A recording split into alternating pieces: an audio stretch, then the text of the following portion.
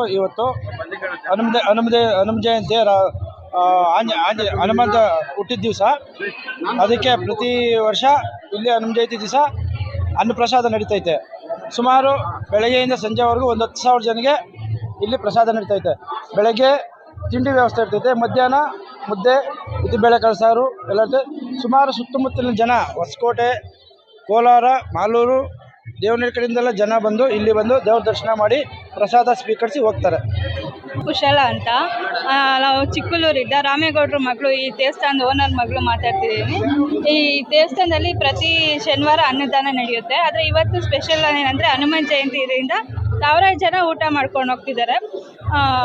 ಈ ದೇವಸ್ಥಾನದಲ್ಲಿ ಜನ ತುಂಬ ನಂಬಿದ್ದಾರೆ. ಅವ್ರು ಏನು ಅನ್ಕೊತಾರೆ ಅದು ಇದಾಗುತ್ತೆ ಅಂತ. ತುಂಬ ಜನ ಬಂದು ಹೂವು ಕೇಳ್ಕೊಂಡು ಹೋಗಿ ಹರಕೆ ಎಲ್ಲ ತೀರಿಸಿ ತುಂಬ ಜನ ಮದುವೆನೂ ಮಾಡ್ಕೊಂಡು ಹೋಗ್ತಾರೆ ಇಲ್ಲಿ. ಸೊ ಇವತ್ತು ಹನುಮಾನ್ ಜಯಂತಿ ಸ್ಪೆಷಲ್ ಇಂದ ನೀವು ನೋಡ್ಬೋದು ಎಷ್ಟು ಜನ ಊಟ ಮಾಡ್ಕೊಂಡು ಹೋಗ್ತಿದ್ದಾರೆ ಅಂತ.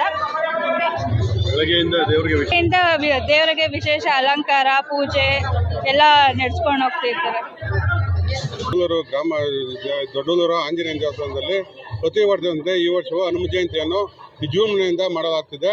ಆದ್ದರಿಂದ ಭಕ್ತಾದಿಗಳೆಲ್ಲ ಬೆಳಗ್ಗೆಯಿಂದ ಸಂಜೆ ತನಕ ಇಲ್ಲಿ ಪ್ರಸಾದ ಎಲ್ಲ ಸ್ವೀಕರಿಸಿ ಎಲ್ಲರೂ ಧನ್ಯವಾದರಾಗ್ತಾರೆ. ಅದರಿಂದ ಪ್ರತಿ ವರ್ಷದಂತೆ ಈ ವರ್ಷವೂ ನಡೀತಾ ಇದೆ. 12 ಗಂಟೆ 5,000 ಜನ ಅನ್ನದಾನ ಆಗಿದೆ.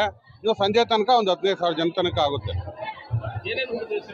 ಬೆಳಗ್ಗೆ ಮೊಸರನ್ನ, ಪುಳಿಯೋಗರೆ, ಲಾಡು ಎಲ್ಲ ಮಾಡ್ತೀವಿ. ಮುದ್ದೆ 11 ಗಂಟೆ ಆದಮೇಲೆ ಮುದ್ದೆ, ಬೇಳೆಕಾಳು ಸಾರು, ಪಾಯಸ, ಬೂಂದಿ, ಅನ್ನ, ರಸ ಎಲ್ಲ ಇರುತ್ತೆ.